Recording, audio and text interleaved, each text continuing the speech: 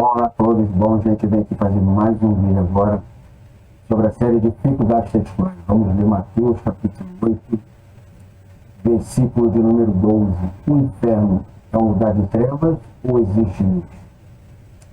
Jesus descreveu o inferno como um lugar para fora das trevas. Em Mateus capítulo 8, versículo de número 12. E você pode conferir o mesmo texto no capítulo 22, verso 13 e 25 do verso de número 30. Ao invés disso, a Bíblia diz que o inferno é um lugar que há fogo. Capítulo 20, 14. E o fogo que não se apaga, em Marcos capítulo 9, verso de número 48. Ora, o fogo gera luz. Como pode, então, o inferno ser completamente escuro, em trevas, se há luz lá? Então, a gente tem uma contradição aqui, uma falta de conhecimento bíblico, ou palavras, então, que tem um trocadilho. Bom, tanto o fogo como as trevas são poderosas figuras de linguagem que apropriadamente descrevem a realidade inimaginável do inferno. Ele é como fogo porque é um lugar de destruição e de tormento.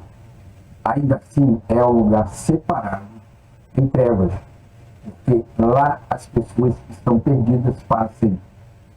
Embora o inferno seja um lugar no sentido exato da palavra, nem toda descrição deve ser feita e deve ser tomada literalmente. Para fornecer uma imagem desse lugar, são empregadas figuras de linguagem fortes e de impacto. Como, por exemplo, nós temos na Idade Média aquela figura de Satanás, de chifre, rabo, com tridente, espetando as pessoas ali, fazendo com que elas fiquem em tormentos. Bom, então nem toda a imagem deve ser tomada literalmente. Por quê? Porque nós não temos noção do inferno, a não ser a parte descritiva de como realmente ela é falada nos textos bíblicos. Então, para fornecer uma imagem desse lugar, são empregadas figuras de linguagem fortes e de impacto. Trata-se de uma terrível realidade onde corpo e alma sofrerão eternamente. E, portanto, não há figura de linguagem que possa descrevê-los de maneira adequada. Constitui um grave erro, porém, tomar literalmente uma figura de linguagem, e faz isso porque concluir que Deus tem penas, já que ele é descrito como tendo asas e penas com as quais podem nos cobrir. Isso você pode ler lá em Salmos, capítulo 91, verso de número 4. Então, na verdade, toda a literatura, nós não podemos tratar ela como literária, uma linguagem mesmo realmente, a não ser como uma figura de linguagem. Bom, então nós demos aqui o sentido agora que Deus tem asas. Então, não quer dizer que Deus tem pena. Na verdade, ele está usando, assim como a galinha junta os pintinhos de baixo das penas, para poder o quê? Para poder protegê-las. Então Deus também usa essa realidade, ou alguém que escreveu faz exatamente essa coisa.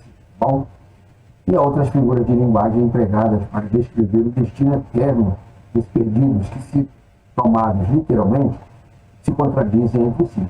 Por exemplo, o inferno é pintado como sendo um eterno depósito de lixo.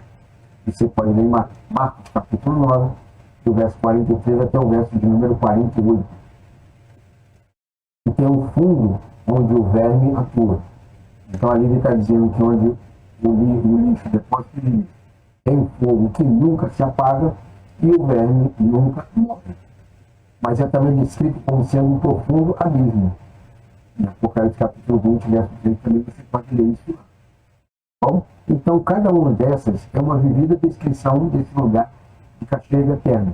Ou seja, todo ele é descrito como realmente o autor estava querendo descrever a sua imagem como ele entendia. Então, na verdade, o inferno ali é uma figura de linguagem, que na verdade o inferno ali é sepultura, tá?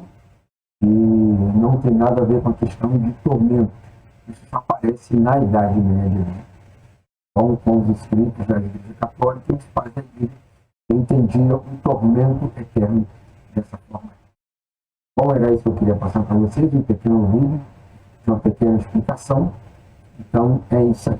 Vamos nos vemos então numa próxima gravação.